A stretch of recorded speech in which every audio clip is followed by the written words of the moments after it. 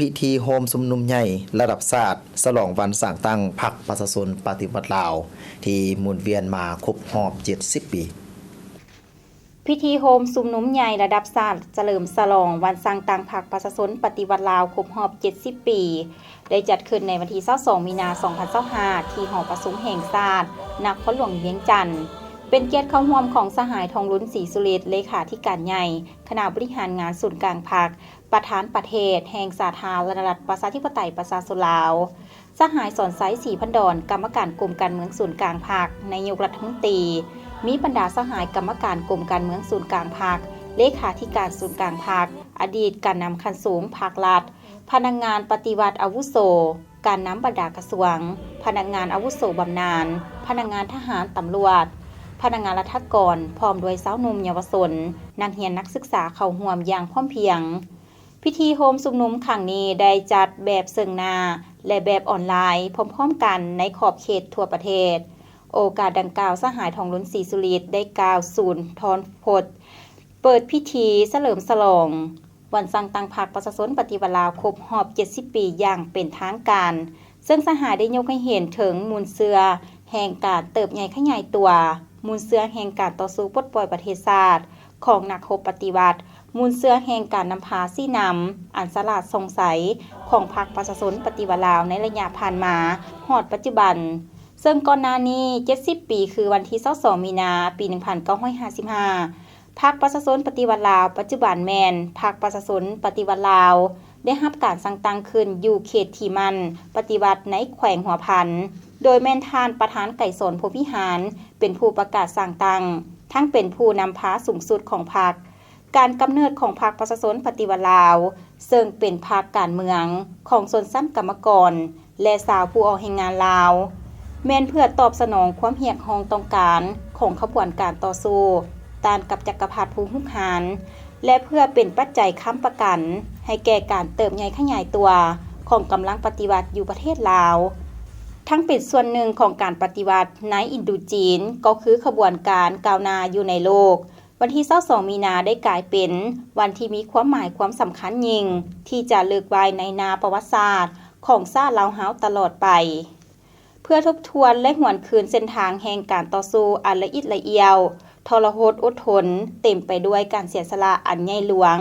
และมีไซส์สง่างามของชาติเฮาภายใต้การนำพาอันเด็ดเดียวประดิษฐ์สร้างของพรรคประชาชนปฏิวัติลาวนั้นพวกเฮามีความเอกอ้างและภาคภูมิใจเป็นอย่างยิ่งที่เห็นว่าพรรคเฮาสามารถสืบทอดและเสริมขยายมูลเสืออันองอาจกล้าแก่นของชาติลาวคนลาววีรชนให้ก้าวขึ้นสู่ยอดสูงใหม่พรรคย้ำใดก็จงฮักภักดีอย่างสุดซึ้งต่อผลประโยชน์ของชาติและของประชาชนย้ำใดก็สนิทติดพันกับมหาชนเอามหาชนเป็นกำลังแหงที่บ่เหือดแหงของพรรคย้ำใดก็มีความสามัคคีเอกภาพเป็นปึกแผ่นแน่นหนา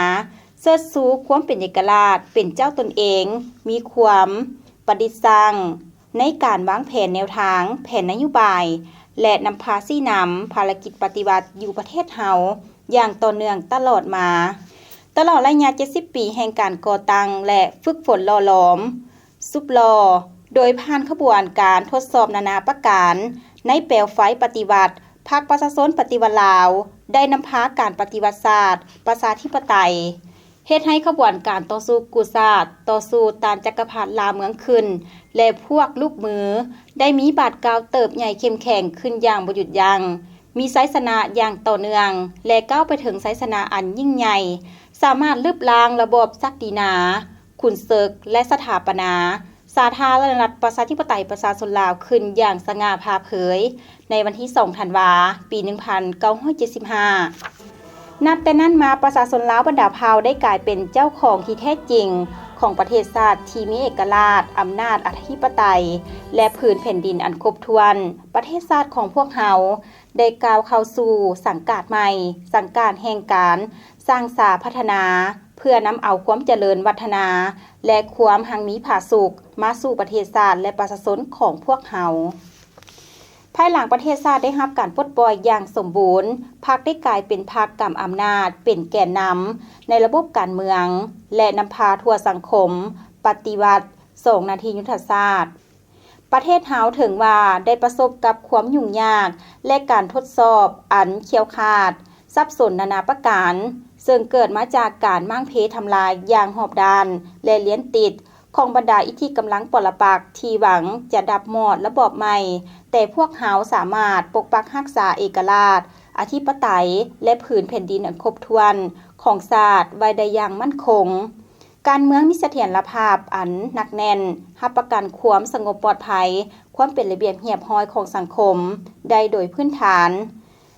อำนาจการปกครองแต่ละขั้นได้รับการสั่งตั้งและปรับปรุงบูรณะนับมือนับนักแน่นและเป็นระบบครบสูตรแต่ศูนย์กลางลงฮอดท้องถิ่นรากฐานกำลังแห้งของชาติได้รับการเสริมขยายด้วยขบวนการพัฒนาที่มีชีวิตชีวาเศรษฐกิจขยายตัวอย่างต่อเนื่องชีวิตการเป็นอยู่ของประชาชนได้รับการปรับปรุงยกระดับขึ้นอย่างจะแจ้งการพัวพันร่วมมือกับวงคณะญาติสากลได้รับการเปิดกว้างออกฐานะบทบาทอิทธิพลของพรรคและประเทศเฮาได้มีที่ตั้งอันสมเกียรติและรับการเชิดชูสูงเด่นขึ้นในเวทีภาคพื้นและสากลพร้อมนี้สหายทองลุ้นศรีสุริตยังได้ต่างนาให้ศูนย์กลางภาคสภาแห่งชาติรัฐบาลและศูนย์กลางแนวรักษาชาติอวยพรไซอันประเสริฐบรรดาสหายอดีตการนำภาครัฐนักปฏิวัติอาวุโสวิรชนแห่งชาตินักรบแข่งขันในทั่วประเทศสมาชิกพรรคพนักงานทหารตำรวจประชาชนลาวบรรดาเผ่าและพี่น้องเชื้อชาติเชื้อสายลาวที่อาศัยอยู่ต่างประเทศ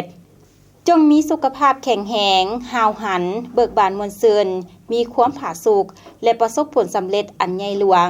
ในการปฏิบัติหน้าที่เวียกงานการดำเนินการผลิตธุรกิจและการดำรงชีวิตของตนพร้อมทั้งแสดงความรู้บุญคุณอย่างล้นเหลือและความขอบใจอันบริสุทธิ์ผุดพองและจริงใจ